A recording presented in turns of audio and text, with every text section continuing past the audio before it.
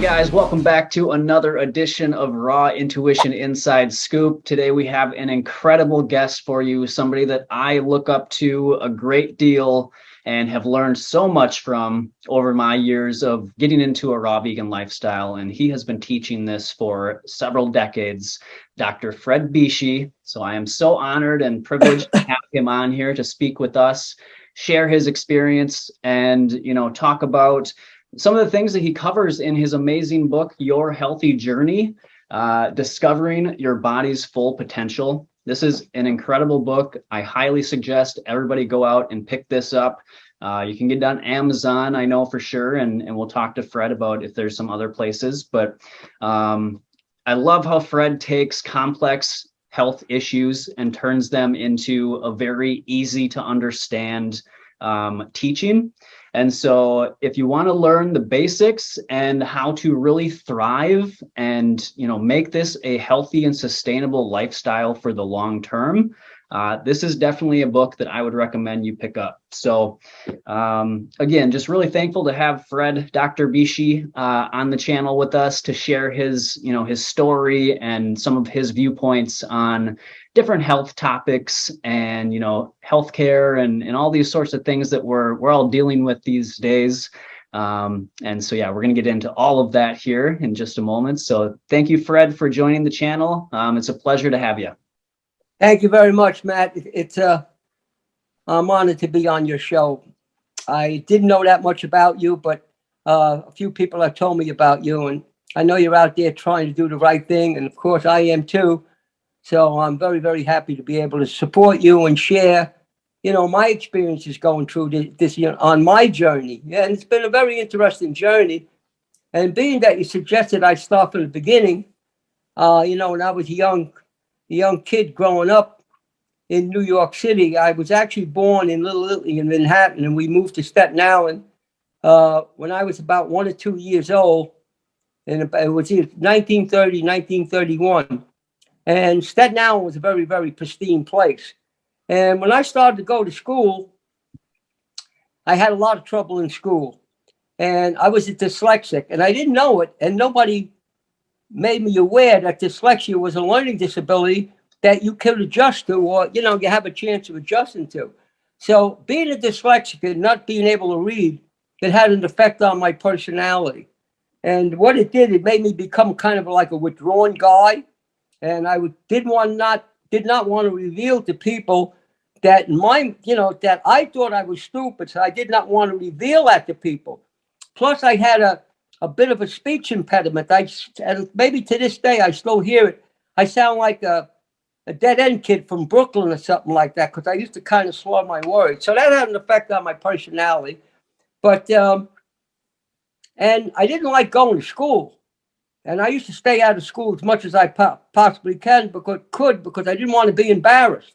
So that didn't really help that much. And as I grew up, my family were very into sports. I had an older brother that was a Golden Gloves boxing champion, and another brother that was a fabulous fighter. He could have turned pro. Jack Kearns, who was Jack Dempsey's manager, had hired him as a sparring partner. He wanted him to turn pro, but my brother did not want to do that. So we were into sports.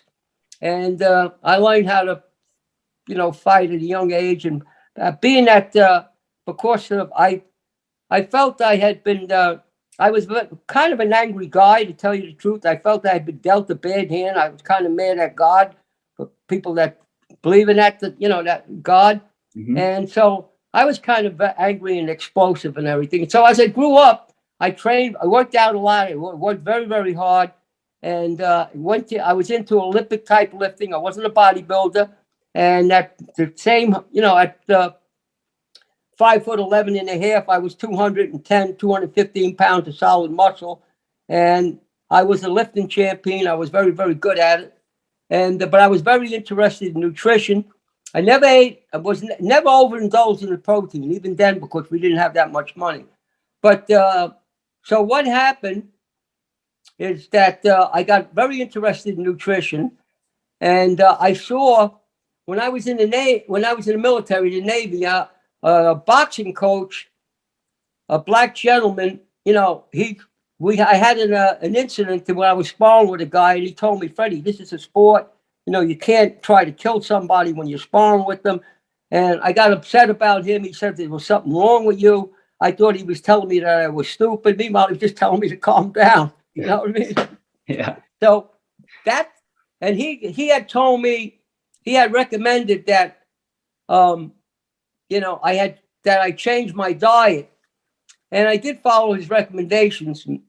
And he happened to be a Christian, and he told me that I had to take a look at what was going on with me. But so that, I always remembered that. So when I come out of the service, I was working out, and I wanted to find, you know, something to do with my life. And I started to study nutrition. Then I had a brother that was a police officer, and he recommended I take a city job and get involved. So I went on to the fire department. And then at that point there, I was eating, I started to eat a raw diet before that, because I met a guy that was a natural hygienist. And, you know, the guy had tremendous amount of energy, but he was very thin. He really didn't look that great, you know, kind of like what I'm thin like I am now. So what happened, I started that, and I lost a lot of weight. I started to feel really good, but I was losing a lot of weight. Then when that happened, I started to go to school, because the type of job I had, you could make mutual, so you could go to school. And I wanted to study nutrition. So I was going to school, and that's where I ran into a lot of controversy. Like I had already done, I don't remember exactly, 35-day water fast, because I was really fascinated by fasting, because I was studying with the Europeans like Otto Buchinger, Ragnaberg, Dr. Carl Otto Ali, Sergei Filanov, who actually taught me how to fast people that were schizophrenics and get results. So I was in the beginning of that, and I was very excited about all that. So I was doing a lot of fasting, and I was losing weight. And I was doing it scientifically. I was journaling everything, checking my vital signs and everything. And even though I was losing weight, everybody around me thought I was losing my mind, because I was a real big guy I looked pretty good. And they couldn't understand why I wanted to lose weight. It wasn't that I wanted to lose weight. I wanted to find out about living on raw foods. Yeah. And then I also, you know, the Europeans were actually ahead of us, believe it or not. They had it more down. They had clinics where they were fasting people, getting people to eat raw foods, and people are eating sprouts and years ago. So my life was really pretty amazing at that time. I did a lot of long fasting, a lot of it. And I actually fasted, 10 days on water, because there was people that were talking about fasting and being able to perform, feats of endurance, and people thought it was absolutely ridiculous. If you look up the Stockholm Fast March, have you ever heard of Stockholm Fast March in Sweden? No. 10 men fasted, 10 days fasted, and they walked 330 miles. They slept that night and they walked. So I didn't know if you could do that, and I wanted to try it. I had a television show, Eat Your Way to Health with Dr. Fred Bisci, and I had been speaking about that, and a lot of people thought you couldn't do it. It was impossible. But I had already experimented with that. Don't forget, when your experience faster and you're not eating and you're drinking water, your body doesn't go through the keto, like a lot of people switch to a ketogenic diet. It takes a couple of weeks as they go through the discomfort of burning body fat as fuel. You don't do it when you're a faster. You go right into it. You're burning body fat while you're fasting. Yeah. So if you fast and then you have a fat reserve, and you don't need a lot, and after one day, you got an immediate source of energy. You follow me? Yeah. So I was in a discussion with a guy, and he says, I'd like to see somebody do it. So I said, well, I could do it. You have to trust me that I fasted 10 days, which I did. And I was thin because I had done a long fast about 3 or 4 months before, and I wasn't looking to pack weight on me, because I know that's a mistake.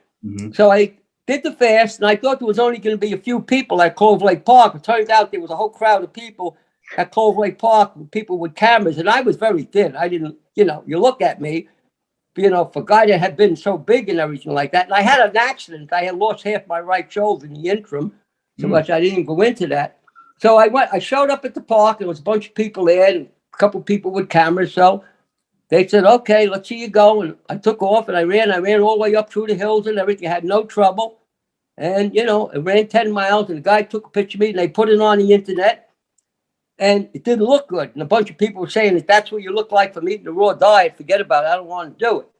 So what happened, the guy that worked for me was a really capable guy of tracking down what happened. We found the guy that lived down near the World Trade Center that put it on, and he was a guy I knew, and he thought it was making me look good, which I wasn't interested in that. But I said, well, gee, I don't look good. He said, but I want people to know that you fasted 10 days, were able to run 10 miles. I said, well, they're not going to believe it anyway. So that, you know, that was kind of a unusual situation. So then when I had the car accident and I damaged my right shoulder and it actually injured my back, about the total, the car was a total loss. We were lucky we didn't go off the BQE. Another car hit our undercarriage, the roof of the car, and we hit the retainer. And I was strong. I was able to prevent myself from going through the window, but both my arms gave out. And my right arm hit the post in the front of the car, and it crushed my right arm. So I wasn't able to lift weights anymore. So that's when I got into long distance running. I started to train for long distance running because I like running. And when you're on a raw diet, you're doing it correctly, you got a lot of stamina. I had a lot of stamina, very fast recuperation. So what happened, but you know, because of my mentality, because when I was young, I felt, you know, didn't have great self-esteem. No matter what I did, no matter how well I did, it was not good enough. I always felt I should have done better. That was psychological, if you know what I'm saying. Yeah. So what happened with me, I didn't deviate from what I was doing with the raw food diet. I was eating a lot of salads, a moderate amount of fruit, you know, drinking juices, making some smoothies, eating some nut seeds and avocados, you know, eating sprouts. I was growing sprouts in those days. So I was able to train real hard. Now, I wasn't an experienced runner from when I was young. So I started training real hard and I was running real well. I was always a fast runner when I was a kid. So I was running real well. And then I would train hard, 50 to 70 miles a week. Then when it came time, and then I wanted to do a 20-mile run every other week, you know, so I could run a fast marathon. Yeah. But when it came time for me to run that long run or try to go in the marathon, I would run out of gas. I couldn't figure out what was wrong. Then I realized, because some people were saying, some of the so-called experts, which they aren't, were saying the same thing. Don't eat too much fruit because it could cause hyperinsulinemia. You'll be producing too much insulin. That won't be being utilized. You know, could cause metabolic syndrome. I was into science. I was really, you know, going to school to study science. But science has changed from when I learned in school. So what happened? I said, wait a minute. How am I, you know, I was losing weight too. I said, no, I'm not getting enough fuel here. All calories are not the same, but I wasn't getting enough gas. I wouldn't put enough gas in the tank. Yeah. So then there was a guy named David Castilli from Farm and Hand Institute. He said that a half hour to 45 minutes after you exercise strenuously, your body don't secrete insulin. So to me, I said, wait a minute. That's telling me what I have to do. So I used to train hard, do a training run. I used to come home and I used to eat more fruit than I was doing. I was only eating 2 or 3 pieces of fruit. I'm not into eating a lot of fruit unless you're burning it up. A lot of people out there telling people eat tons of fruit. That's okay, but that's not what I would recommend. So I ate more fruit. And as soon as I ate more fruit, I was getting enough energy or calories to sustain my activity. In 2 weeks, a 20-mile run was no problem for me. I was running through a 20-mile run. So, yeah, and I think it's very, very important that we do, you know, eat a variety of people that are on a raw food, eat a variety of different foods, and not to overeat in any one food. In the long run, it doesn't work out. I've seen more people. There's nothing new about what's happening today out there. Years ago, people tried, you know, eating just animal protein, and people tried living on just fruit.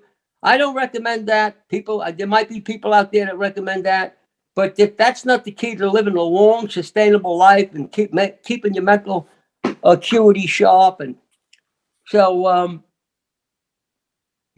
there's a lot of people calling me up now about all the controversy about the different diets that are out there. And of course, there's all kinds of people claiming they're eating, some kind of a radical diet and they're getting results. That's true. In the beginning, if you're breathing, getting enough oxygen, breathing clean air, you're drinking clear water, you're getting enough sleep, in this priority, and you can't go without sleep more than a couple of weeks without losing your mind. Then if you're getting enough calories to sustain what you're doing in your body weight, you can live quite a long time, 5, 6, 7, 8 years, and be on a wrong diet. You follow me?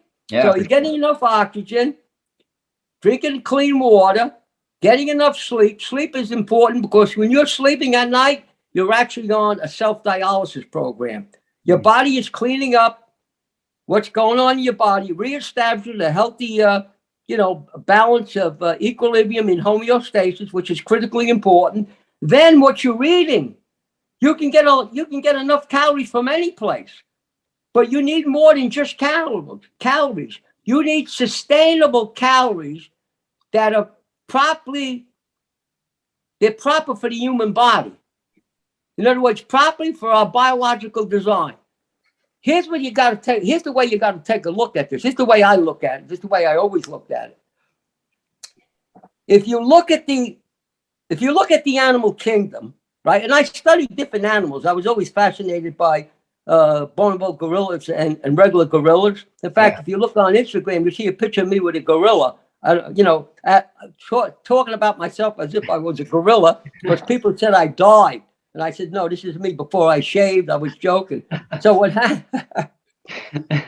happened, I mean, it was, when I studied the animals, I went to speak to a zoologist, and the woman, I couldn't understand why I was interested in what animals ate. Mm-hmm. So I looked at what they were feeding the animals. I found out that animals are instinctual.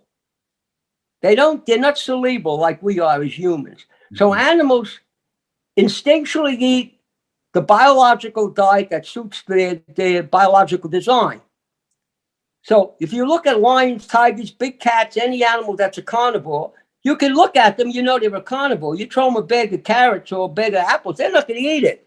Right. So when you look at the physiology and anatomy of the human body, it's very obvious that we don't look like lions, tigers, or big cats. Mm-hmm. Very obvious. Now, we have adapted over thousands or millions of years to be able to eat some animal protein if you choose to. But as far as eating a lot of it, as far as longevity, I haven't seen it work yet. I'm not criticizing anybody. I have not seen it work. I've seen a lot of people try it. In fact, I used to run a gym when I was doing the Olympic lifting, and there was quite a few guys that were trying it. They didn't do it. Who did it 3 years, 5 years, 6 years? They couldn't do it.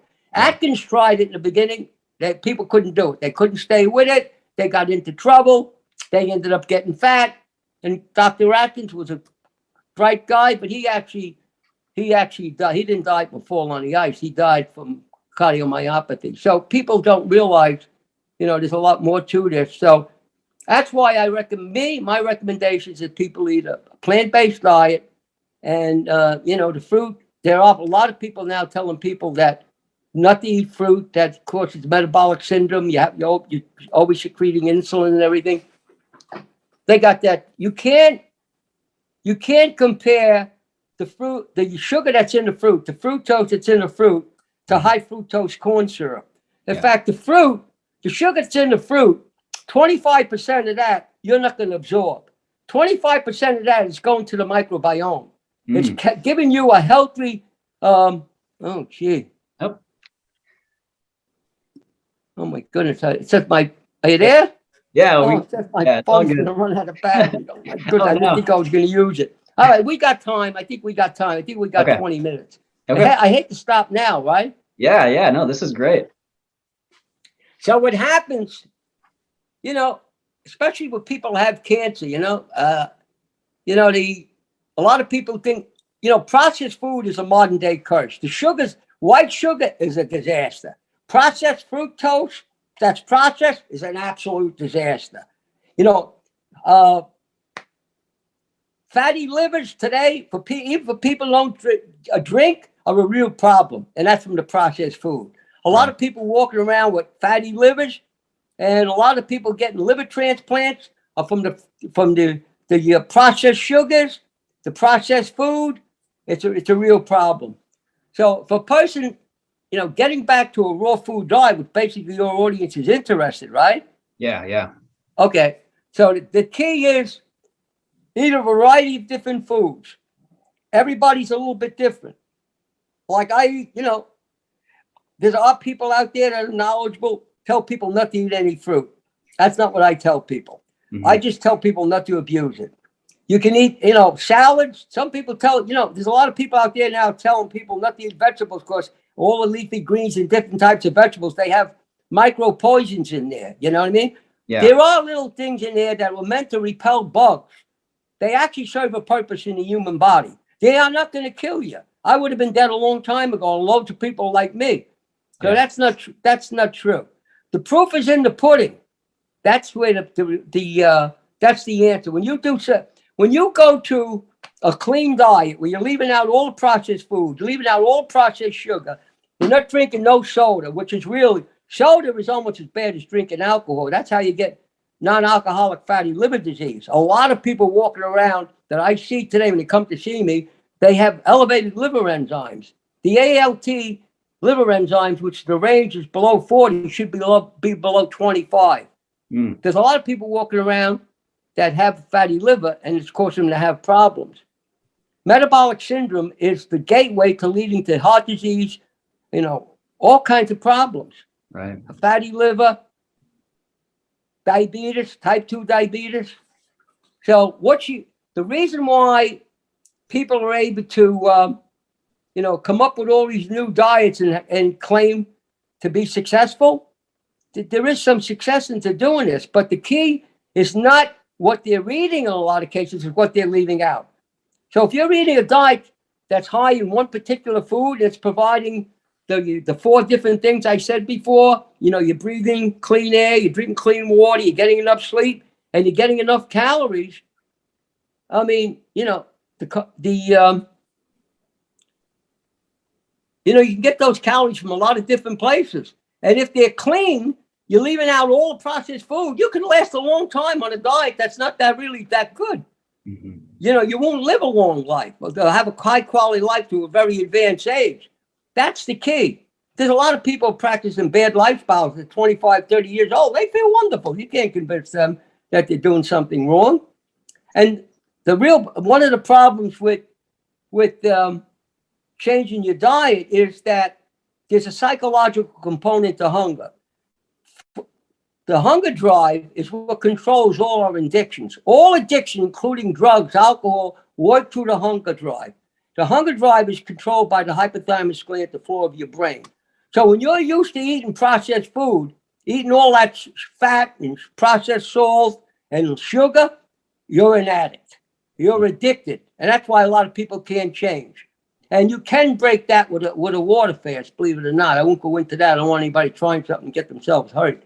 But, there's a lot of people that have addictions to the food that made them sick. There's a lot of people eating food that is killing them, and they know it, but they can't break that habit. So something that I thought of as you were talking about how thin you were getting, but you were feeling really good. So for me personally, over the last 11 years or so, I've noticed that the lighter I am, the more connected I feel with my spirituality, with my intuition. But when I try and, pack on a little more weight, I eat more and I try to, put on some more bulk. I don't have quite the same. No, you're going to lose it. That's what happens. Listen, If you want to, when you talk about spirituality and you talk about religion, we're talking about 2 different things. I happen to be a born-again Christian. I don't judge what anybody else is doing. Mm-hmm. But when you're eating a raw food diet, you evolve over a period of time with your consciousness. The way your mind works, it becomes clearer and clearer and clearer. You become more intuitive.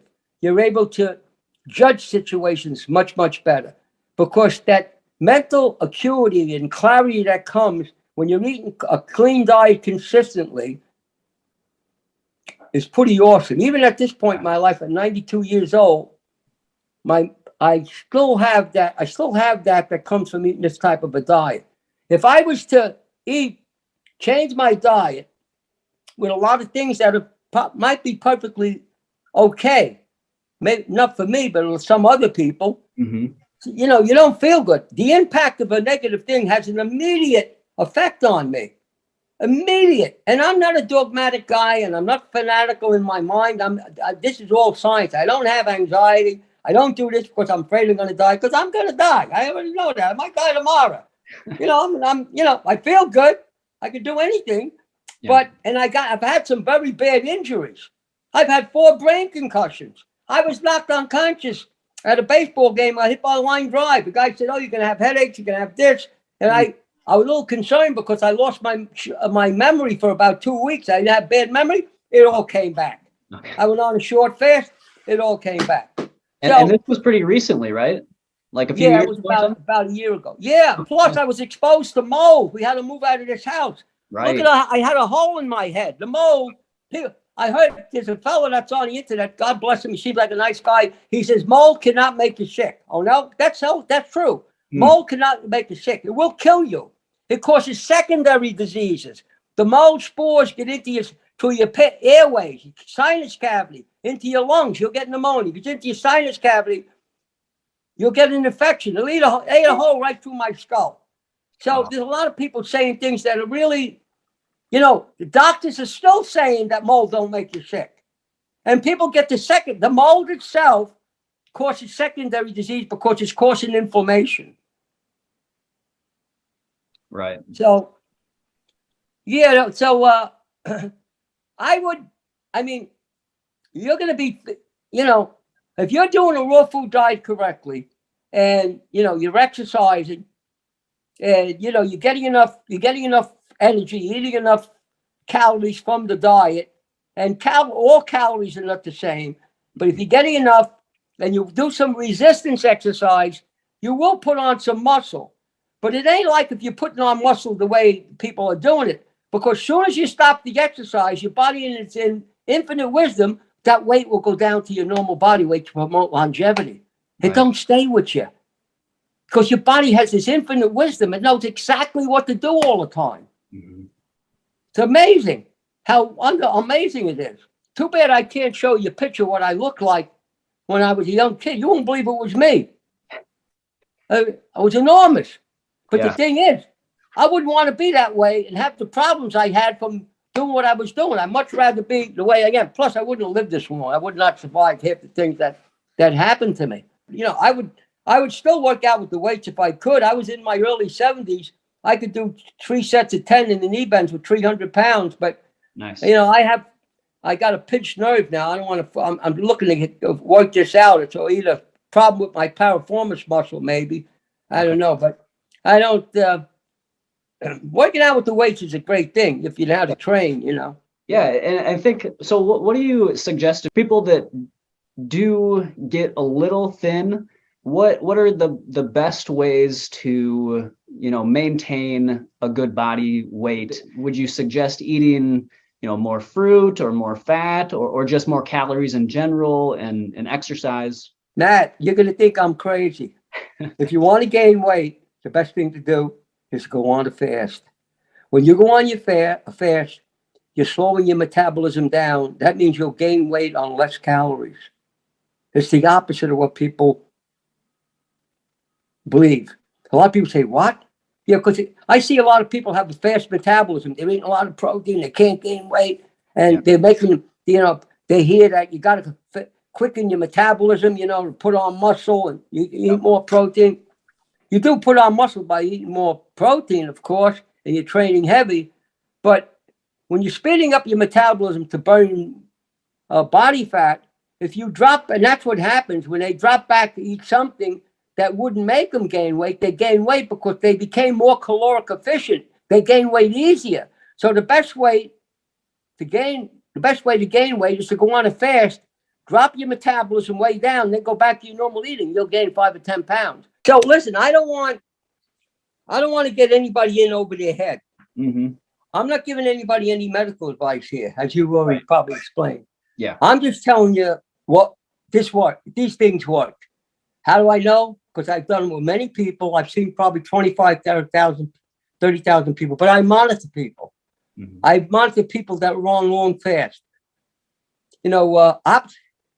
There's a place, True North in Northern California, where Alan Goldhammer runs this. People go on fast there, medical supervision fast. They have people getting rid of cancer, improving all kinds of conditions. I don't suggest people try any kind of a long fast on their own at home. If you don't run on any medication, if they want to, they have a choice. I would read a book about fasting. They could do a short fast, 7 days. In 3 days, you can accomplish a lot about fasting. Mm-hmm. People don't realize that your B12 goes up when you're fasting, that your testosterone goes up when you're fasting. It's the opposite of what people think. If you want to gain weight, you go on a fast, not a juice cleanse.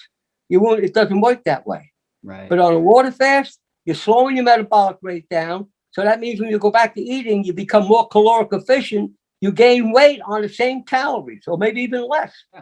Do you think, so I know a lot of people talk about like mucoid plaque and different layers within the colon. Do you think that is that something that? That does. Yeah, there is. That's very possible. Okay. There's a couple of things that people use to clean their colon out. It pulls. They have there is a line. Naturally, there is a lining of mucus on the intestine. The real problem is the small intestines. Everybody thinks it's the large intestines. Yeah. The small intestines are like a second brain. It actually has a lot to do with how your brain is working. And that's why microbiome is very, very important. The 100 trillion or so bacteria in your stomach, there's symbiotic bacteria and there's pathogenic bacteria. That is extremely important. Extremely. It has a lot to do with how the virus is going to affect you. You're going to get different diseases. Yeah. It's very important that that's why I encourage people not to eat, after dark or late at night, and don't eat early in the morning. That's why intermittent fasting works well. In fact, years ago, one of these brain trusts said, if you, intermittent, just fast, because I never eat before 11, 12 o'clock. I've been doing that for 55 years. They said, that's a waste of time. If you're not fasting more than 3 or 4 days, it's a waste of time. Not really. It's the two different effects going on there. So if you don't eat late at night and, don't pick in between meals, so you're not layering food on top of food, you're causing fermentation. You cause fermentation, you're causing all kinds of problems in there, Yeah. That's one of the reasons why Otto Warburg was a brilliant biochemistry, during World War II, said cancer was fed by fermentative non-oxidative respiration. So a lot of people think that's the reason why you shouldn't eat fruit, that you're going to turn your stomach into a still and you're going to make alcohol. People are doing that without eating any fruit or overeating plenty of animal protein. If you're not digesting, you're going to rot and ferment and you're going to have gas and you're going to have trouble. What you leave, remember, all these people are claiming benefits from all these different types of diets. Yeah. Remember what I said in the beginning about the 4 different things. Most all of that is coming from what you're leaving out. No matter what you're eating, if you're just eating a few foods that's giving you enough calories, whether they're good or bad for you, if you're leaving out cake, candy, soda, ice cream, you're not smoking crack, you're not drinking soda, you're going to detox up to that point. For everything you're leaving out, there's a reciprocal amount of improvement. That's what people are not getting. Yeah. All these different diet books, they have an element of truth to them. I'm not against anybody. I would never knock anybody. I've seen plenty of people try these radical diets. Years ago, I've done some things like that before I got into eating a raw food diet. Back in, let me go back. Let me see how far back I have to go. Going back, probably the late 1800s when I first heard about it. There was a guy named Arthur Saxon. You probably never heard of him. There was a strongman group called the Saxon Trio. Arthur Saxon was the strongest man in the world. He could do a one-arm bench press with 360 pounds. A one-arm bench press is you put your elbow up against your hip and the weight never really goes up. You just screw away from the weight and then you're able to stand up with the weight if you're that strong. He had a fabulous build. He was a good-looking gentleman with a handlebar mustache, old-time strong man. he probably weighed about 230 pounds at about 5'10". And Arthur Saxon was one of the original guys that were into, like a carnivore diet. He ate like 20 something eggs for breakfast with 4 pounds of bacon. Then for dinner, he ate 8 to 10 pounds of beef. And then, but as a result of that, when he was 41 years old, he died from kidney failure. That was just too much on his kidneys. So you can last a long time doing things. And I always ask people to be cautious. And, people come to the wrong conclusions. They think, they don't realize what you leave out. You could eat, 3 or 4 foods that'll give you enough calories. You can last for years on it. But are you getting all the nutrients that you need? All the different nutrients that you need, all the vitamins and minerals. There's about 92 of them, So the key is, and I've lived on, extremes to see if you could do it. I was like a living experiment with everything I did. That's what I did with fasting. In fact, the last time I did a fast was when I don't know if you know Paul Nissan. Paul Nissan came to my house to interview. I was 38 days into a water fast. Wow. Yeah. So no, there's plenty of people have done that. So, but I don't recommend that for people. It was an experiment. I was trying to do research and I was using myself. So. But once you do things like that, there's no going back to a bad diet. Once you fast that long, you can't go back and, because you're extremely more sensitive. You've gone deeper into your toxemia. Yeah. A lot of people never get that deep into their toxemia. So, nutritionists, I don't like to consider myself a nutritionist. I like to consider myself somebody that's knowledgeable about how the human body works and what toxemia can do to you. It's very hard. It's not that hard to get all the essential nutrients. Plenty of people come in to see me have cancer, all kinds of problems. They're carrying a bag full of supplements and they're eating some good foods. Yeah. But the diet today is going downhill. And a lot of, there's a tremendous amount of controversy going on now because there's a lot of medical doctors that are into, they're becoming aware of, that you have to feed people and treat them according to the biological adaptation. A lot of functional medicine doctors, there's some people out there that are really like Dr. Robert Lustig, who was a pediatrics professor. You should watch. He just wrote a new book. I'm very impressed by his book. No doctor would have said that 25, 30 years ago. Wow, yeah. I'll check that out. There's a number of people like him.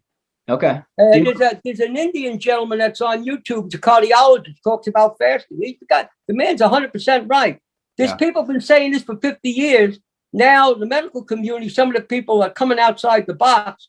They're confirming this, and the people, saying, "Oh, now it's okay." No, it was okay many, many years ago too. But Yeah.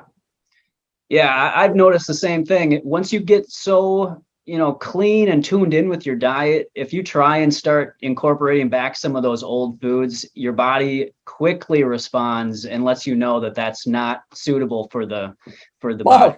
Right? Forget about it.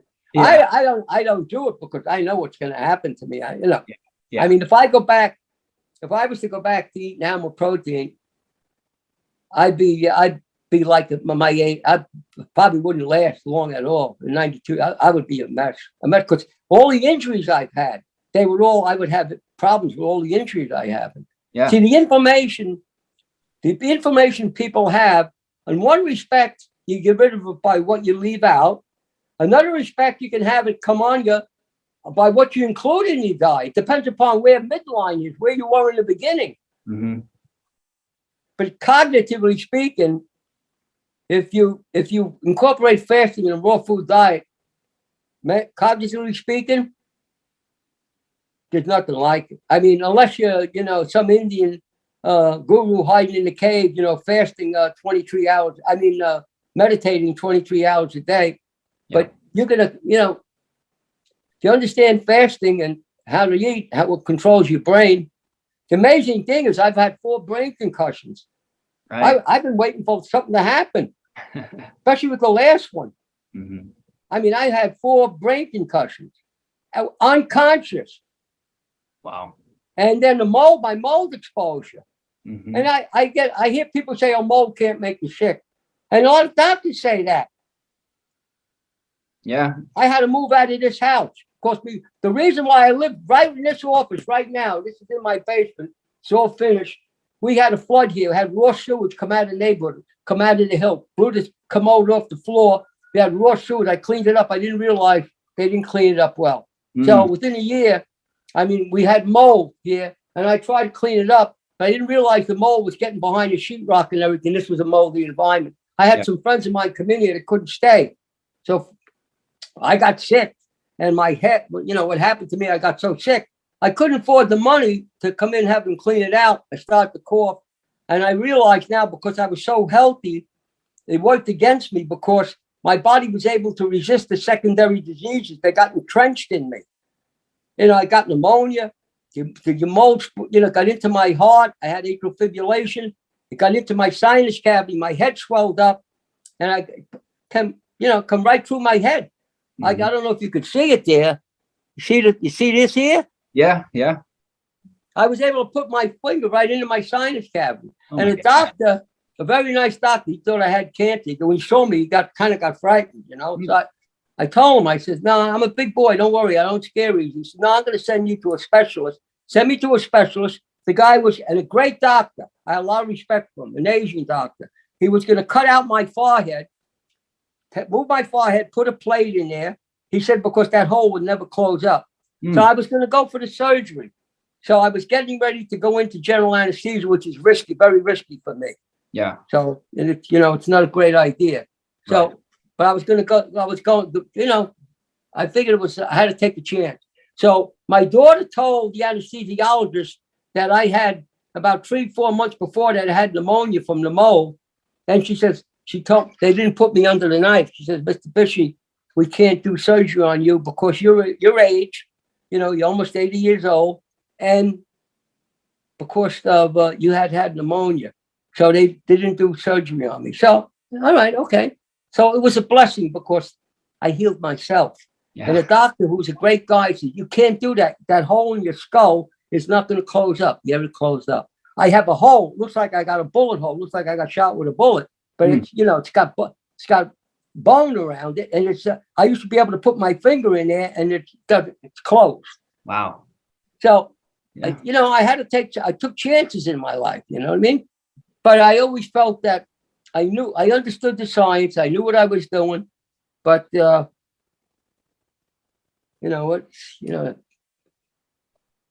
human body is a miraculous biological organism. Yeah. If you know how to let it have free reign over your life, it'll do unbelievable things.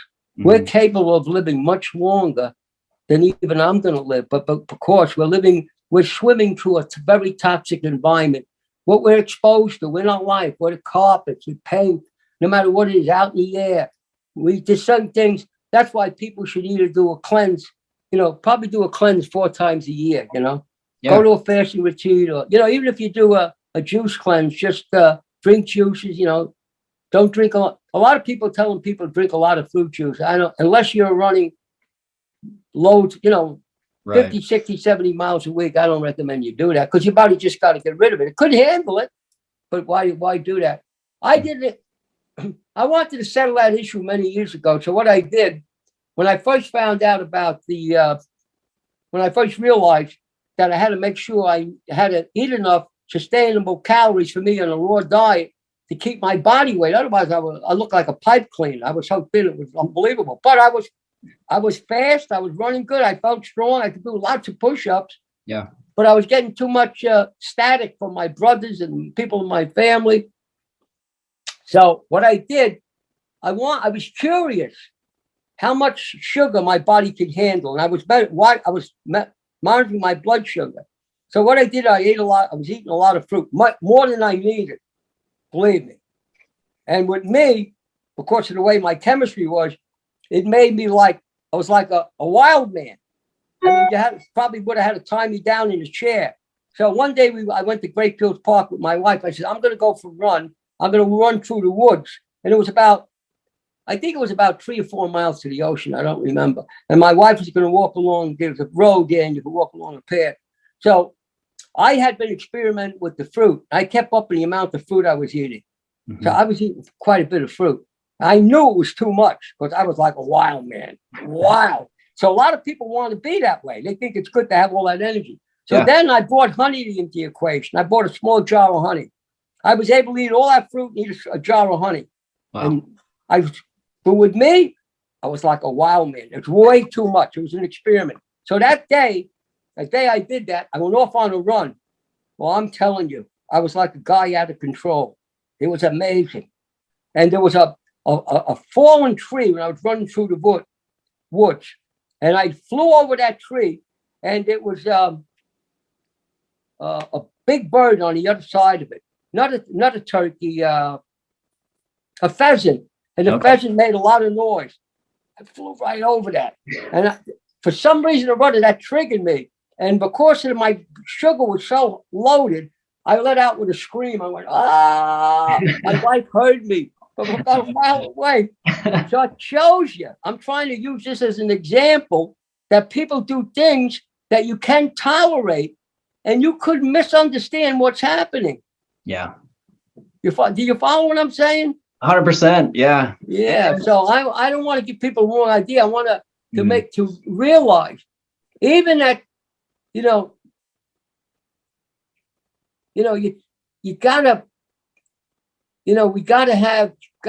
we gotta pray for wisdom, that we use wisdom and not to make mistakes. And you gotta be very careful. We can be entrapped on what's on social media. Yeah. That's happening to a lot of people now. Yep. Yeah. And there's a lot of people out there saying things that are exaggeration or distortion of the truth, or come from lack of long time experience. Yeah. It's not based on science. It's based on how they feel. And because they're only been doing it 5 or 6 years, baby, they think it's going to last that way their whole life. It's not going to happen. Right. Right.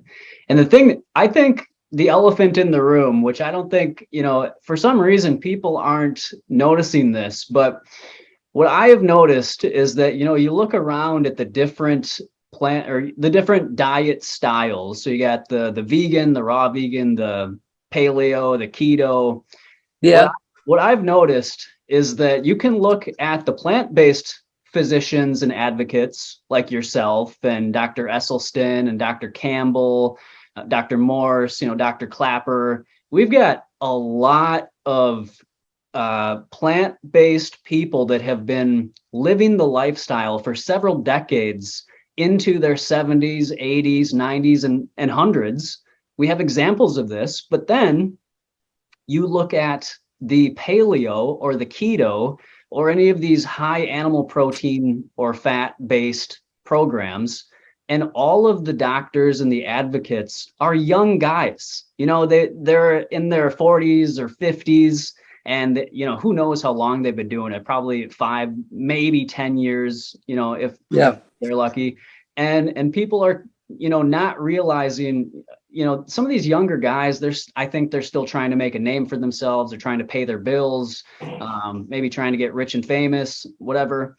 But when you look at the results, you have to realize we have examples like yourself of people that have been doing this for several decades, and they're very healthy into their, older age.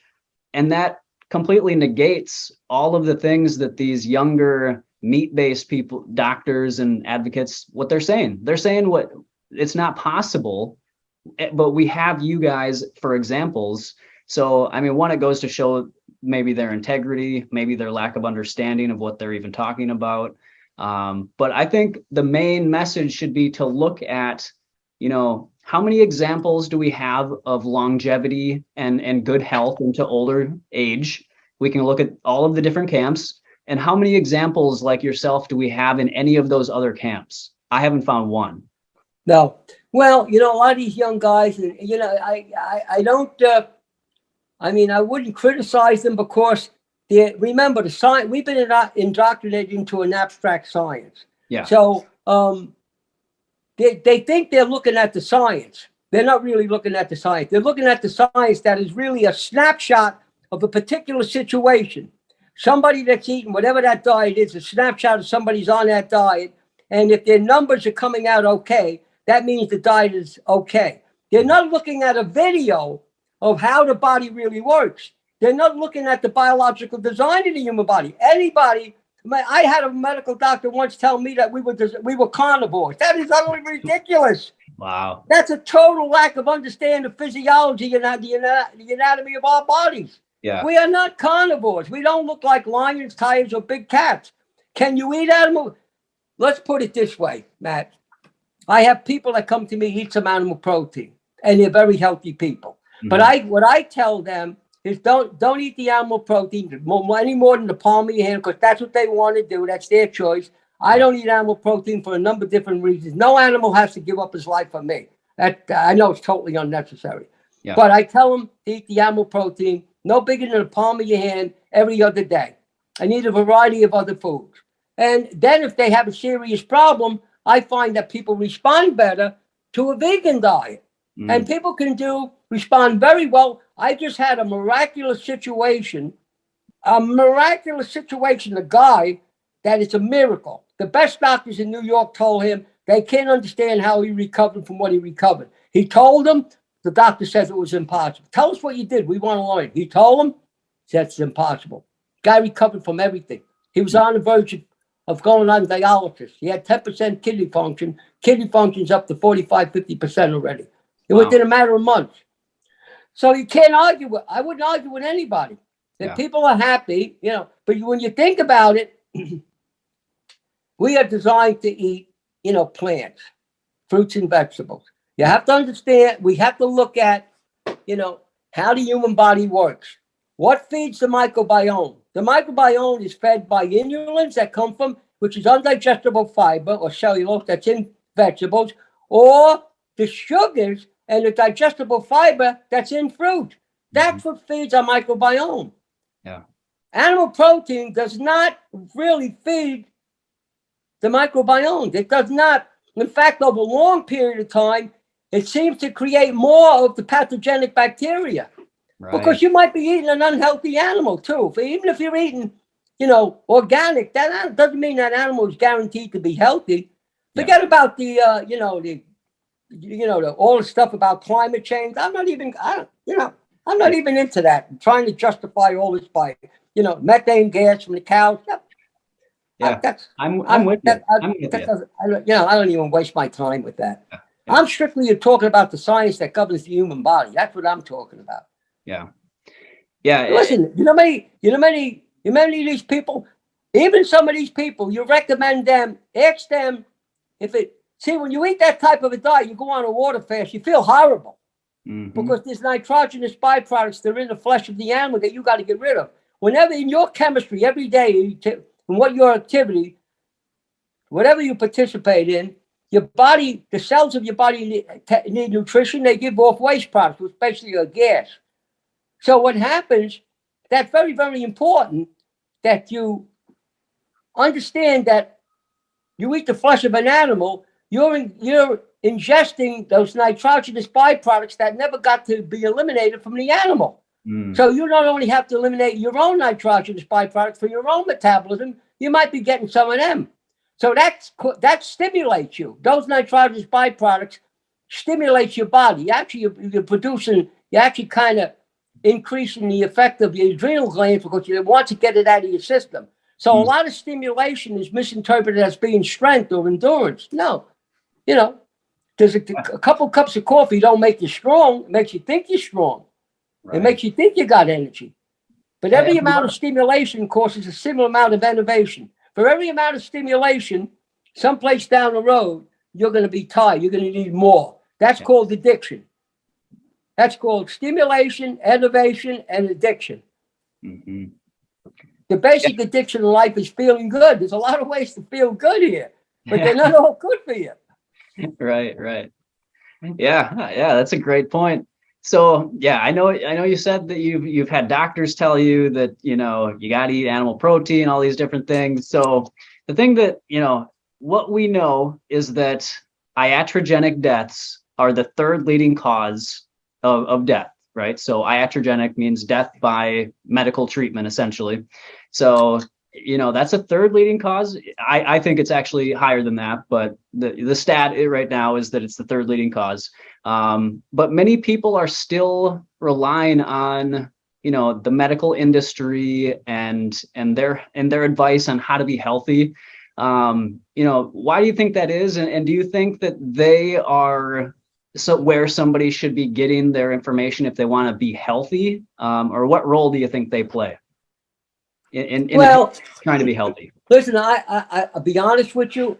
I have a lot of respect for some doctors I know.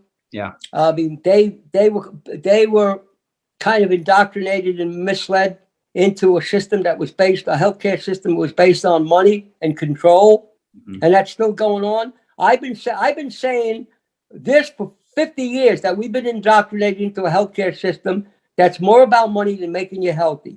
The powers that be, they don't want you to find out that you could be healthy and never get sick for you. Before I got exposed to 20, 30 years, I was married. My wife's a lot younger than I was married. That's why when I got sick with the mold, everybody was shocked. They never saw me sick. Mm. Going out in the rain and snow and everything. I never worried about that.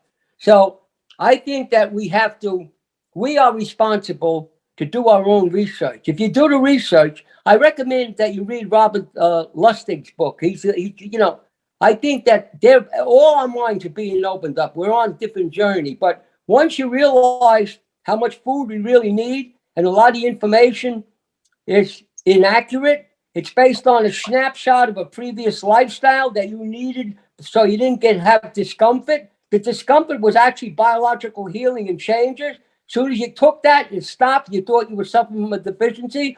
It's like taking a crack addict. He's withdrawn from crack. He said, I can't handle it. You give him a little crack, and he got better. So that crack was an essential nutrient. So you got to realize, there are good doctors. Listen, you need a doctor for emergency medicine, trauma, and surgery.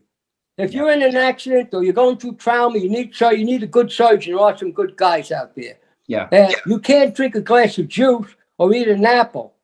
If you're like me, when I had that accident, I needed medical treatment. I should have got a shoulder replacement. I didn't do it. Mm-hmm. I should have. I'd be able to use my right arm. So you got to know when it comes to chronic disease, God forgive me, they don't know what they're doing. They give you, all they want to do is send you for tests and give you a pill. Can they help you? Yes. But the best way to do is for people to get into a lifestyle change. Change your diet, leave out all the processed food. If you can't give up the animal protein, eat a moderate amount. Don't be afraid to eat other foods. Sprouts are tremendous. People don't realize how good sprouts are for you. My estimation, there's nothing wrong with eating enough fruit. Listen, if you're on a raw diet, you're not going to, if you're on a vegan diet, you can get your calories, your energy from potatoes and starches, which are multi-molecule sugar. I mean, you could do it. I got a guy that's a triathlete, a fabulous triathlete. He eats a vegan diet. He eats starches in the context where he's eating 50% raw. The guy had bad knees. It's all gone. I mean, the guy swims. They're out in the ocean the other day, the guys that I'm helping. Yeah. Water's still cold in New York. They're out in that ocean, swimming mile swims, jumping on a bike, running. They're all being fueled by a plant-based diet. Mm-hmm. Now, I'll tell you something else. Years ago, when I ran ultra marathons, there was a guy named Park Bruner. 2 days before a marathon, he used to eat 4 or 5 hamburgers. But that was days before, and he could go the distance. Mm. So you got to understand why, the science behind why he could do that. He ate other things too. He drank Pepsi-Cola and all kinds of other stuff. So there's a lot, you got to know the whole story, you know what I mean? Yeah. Yeah. And I love that, you say that this guy had sore knees and joints and all that. But that's why I really love that you really focus people on what you leave out, right? So I get a lot of people. That's everything. Yeah, I have sore joints. That's what makes all those diets workable. Yeah, most people want to just add in like turmeric or ginger or something for their inflammation. But what you say, I think, is so spot on, is that it's not necessarily adding in some turmeric like that. Yeah, that's great. But you got to focus on what you're leaving. You got to take out a lot of that stuff. Yeah, you got to leave out the cause of your problem. Listen, I'm not against people using turmeric. I know plenty of people use turmeric. But the turmeric It's putting a Band-Aid on the wound, you know, so it's not solving the problem. I've never taken turmeric in my whole life, and I had some bad injuries, you know. Yeah. So I'm not against it. And the same thing with astaxanthin. Astaxanthin is, you know, it has tremendous quality. I see people that are battling serious disease, they take it. It works again, helps people with cancer. But I'm very, I'm not a, for me personally, there are people I tell them to take special supplements. You know, herbs, you know, a lot of herbalists, the herbs, they're kind of like natural medicines, you know. But for a guy that's on a raw diet, a lot of herbs won't make you feel. You won't be comfortable how you feel with them. Yeah.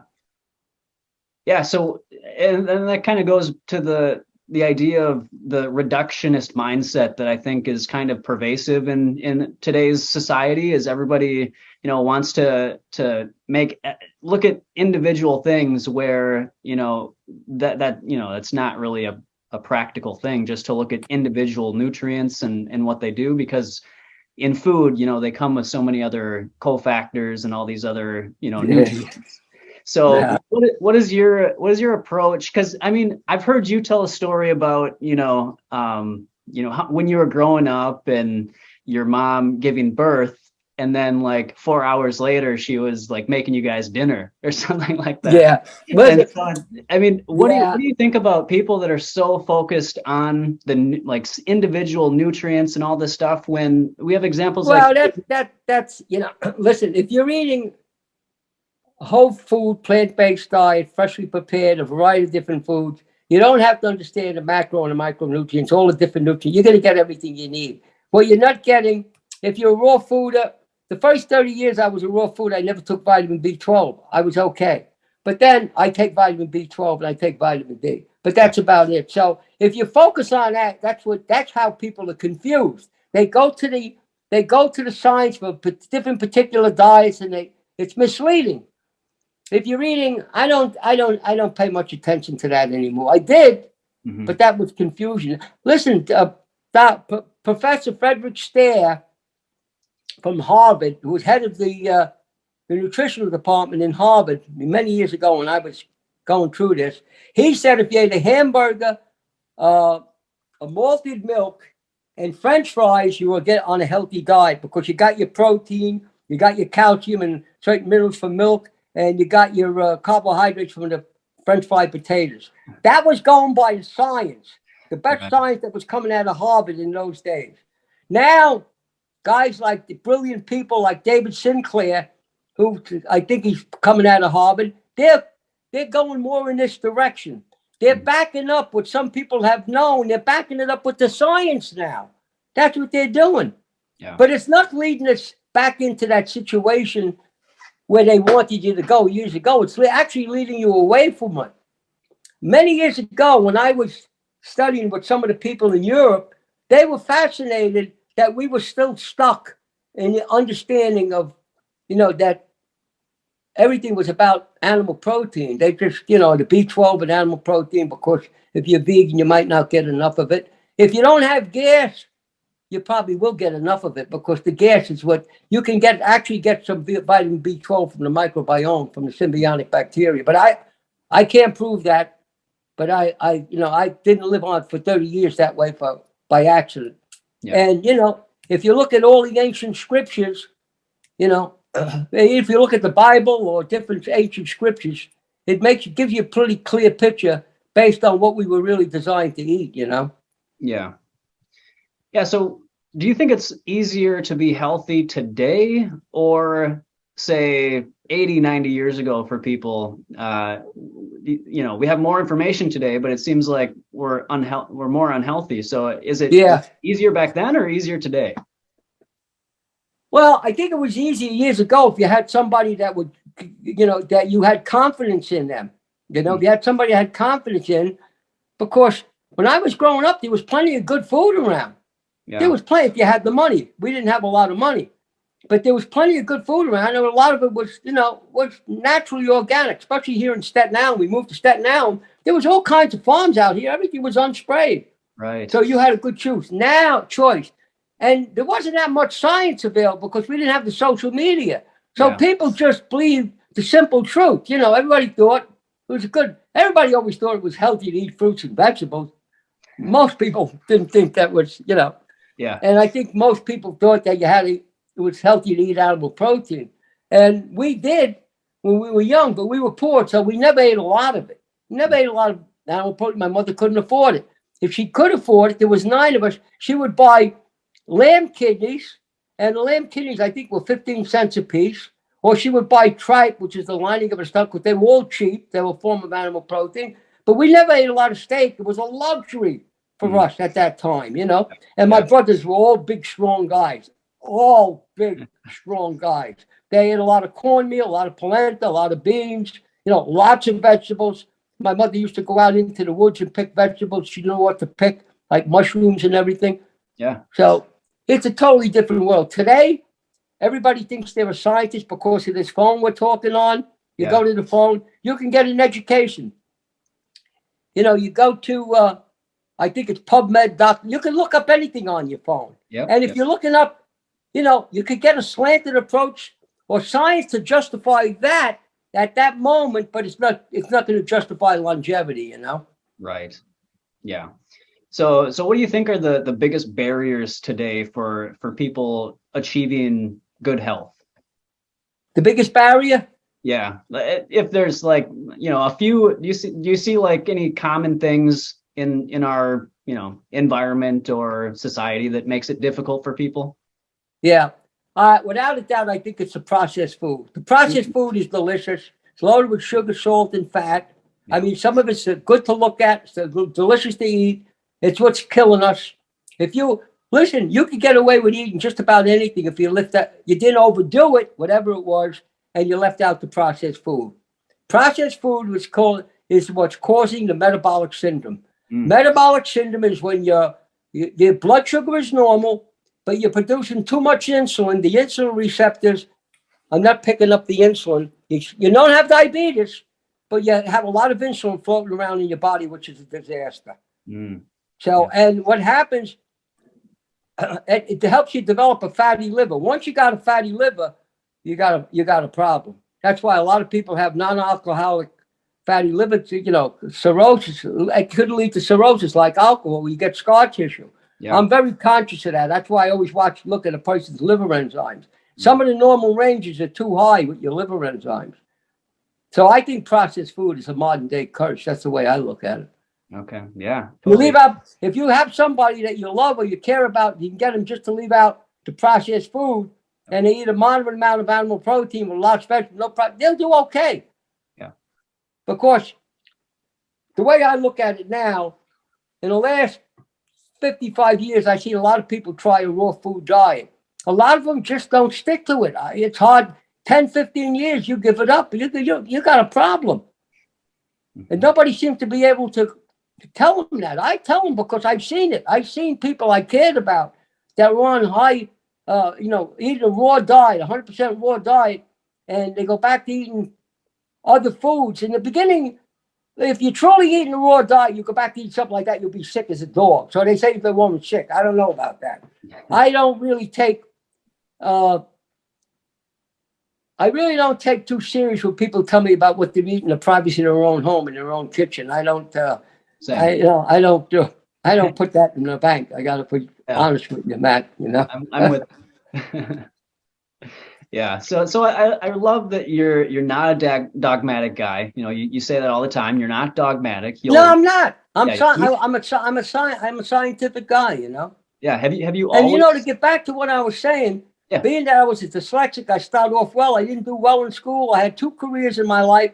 And because I had what I did with my lifestyle, going on a raw food diet, it changed my whole the way I worked cognitively. I realized I wasn't stupid. I was very good. I was a very good student. I could learn a lot. I had an awesome memory.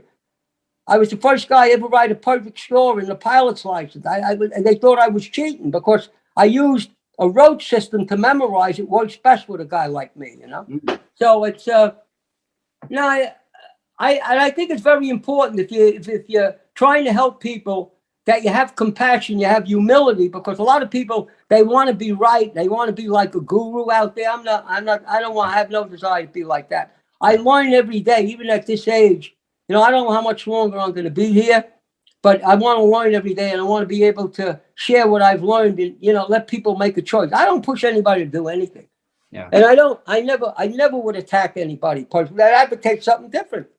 You know, it's working for them up to that point, but you may have hit a major point there before.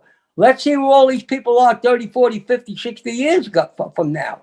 Yeah. And I've been watching this scene. All the guys I worked out in the gym with, I've seen what they did. And, you know, 90% of them are gone. They had fabulous physiques. They were strong guys. They're gone. Yeah. Yeah.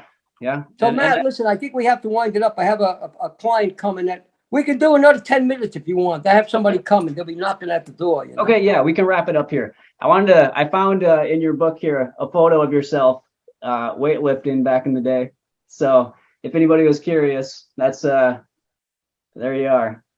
So. Yeah, I was only about 185 pounds. And I'll next time I'll show you a picture of me when I was really huge. You know what I'm saying? Really? Yeah. Okay. I wish I could show you now, but I can't do it. Okay, cool. I can't pull it up now. Can I pull it out of my phone while we're on the phone? I don't think so. No.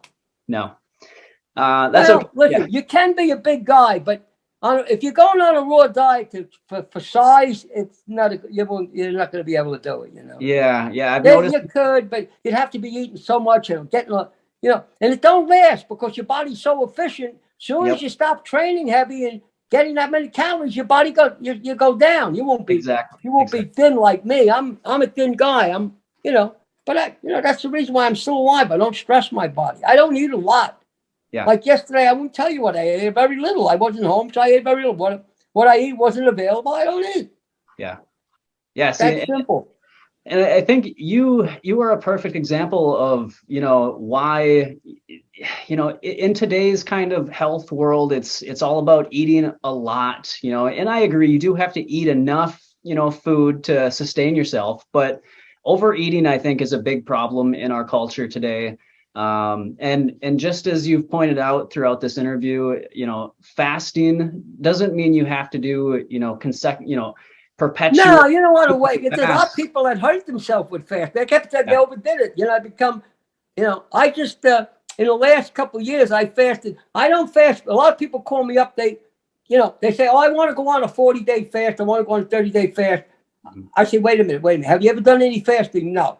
Are you into a good diet? No. I said, no, I'm not going to do it. Yeah. I did it with one person, and he did a 40-day fast.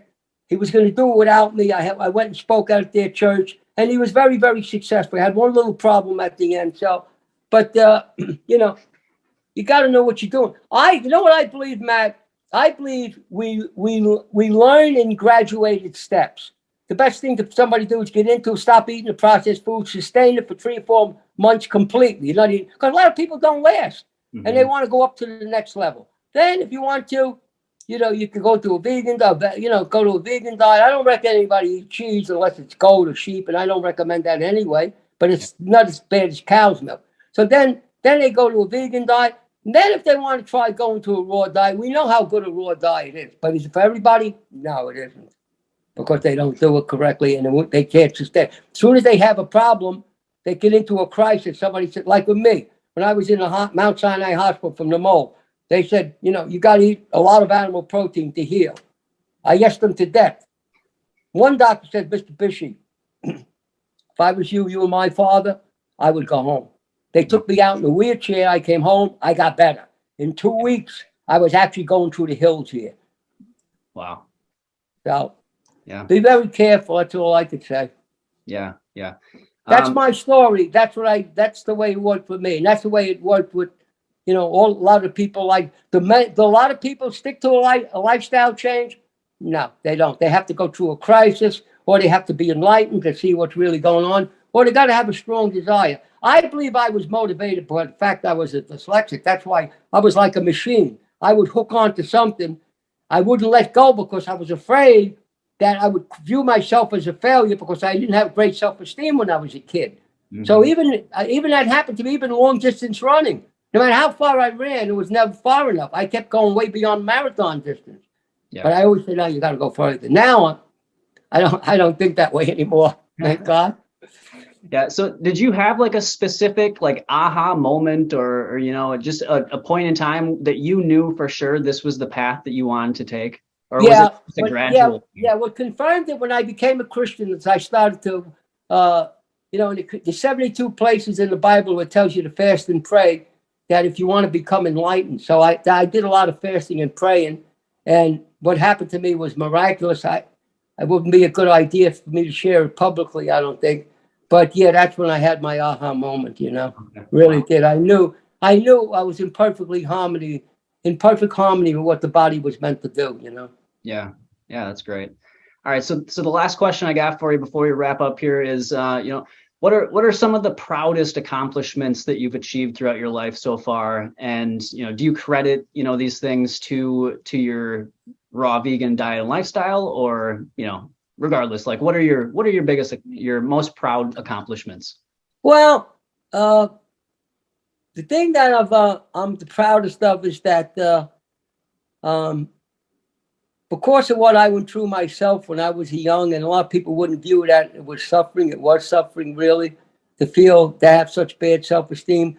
The thing I'm proudest of is I have empathy and sympathy for people that are going through difficult times. You know what I mean? I never look down on anybody. When I'm out in the street, there's a bad neighborhood down there. When there's people out in the street, and a lot of them are looking for handouts, and um, I never turn my back on a person like that. I always try to talk to them. And I know a lot of street people because of that. So that's what I'm the proudest of, that I never made it about money. I could have made a ton of money. I never made a lot of money. Yeah. In fact, I had people come to me that were supposed to pay me. My wife says, Freddie, you gave the money and they were supposed to pay it. So that's what I'm the most proudest of, that I always felt I was, you know, giving people good information. And my reward was seeing people that were very sick get better. I seen a lot of people who were very sick, like the guy I was just telling you about. I wouldn't tell you the whole story. That guy was a sick guy. He had a form of cancer. He had kidney failure. He got better from everything. Wow. That was a miracle. I believe that was a miracle. Yeah. And he's still on his own healthy journey. Yeah. And then, of course, you mean my own accomplishments, you mean? Yeah. Well, I was a good Olympic type weightlifter there. I ran some ultra marathons. That I was able to be able to witness the people that to live a godly life is a good way to go. I think there's a lot of nonsense out there into organized religion and a lot of, new age spirituality to getting people into a lot of trouble. There's a lot of people are living a life without discipline, without abandon. There's no stops. They don't seem to know the difference between, what's hurting them and what, good and evil, what's bad for them, what's good for them. We're in a real crisis in this country right now. Yeah. I'm not into politics, I don't, but I'll be honest with you, I don't like politicians in general because I think corruption, no matter what party it is rampant, you know what I mean? So I don't let them do my thinking for me. Yep. I completely agree. I served my country, I did what I had to do, so. Yeah. Yeah. I hope Well, I helped you. oh my gosh, this was amazing. Yeah, I love this conversation. Hope to have you back sometime. Yeah, I'll come back. Yeah, you want to come Yeah. back in a month or so, call me. I Yeah. mean, we could do this for hours and hours and hours. There's so much I could talk about. Yeah, I can Different tell. experiences. Yep. Yep. And I think it's so important for people like you to get, your message out. People look to you as an example, and you give people such an inspiring and a light at the end of, a lot of people are in dark tunnels, and so they need somebody to look Yeah. to who's done it and clearly successfully.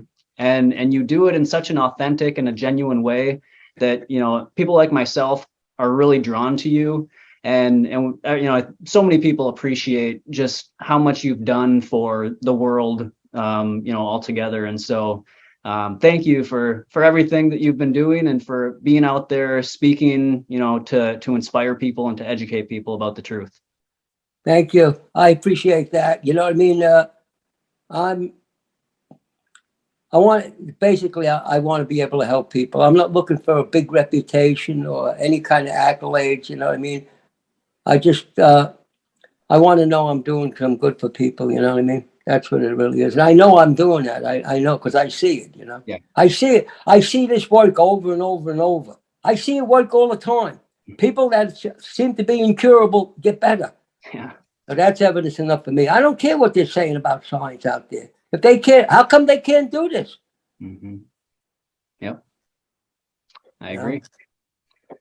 All right, Dr. Matt. Spider, thank you so much. Yeah, we'll definitely try to get you back on Yeah, here. stay in touch. Let me know when you want to do it again. You got my cell phone number, right? Don't give that to anybody.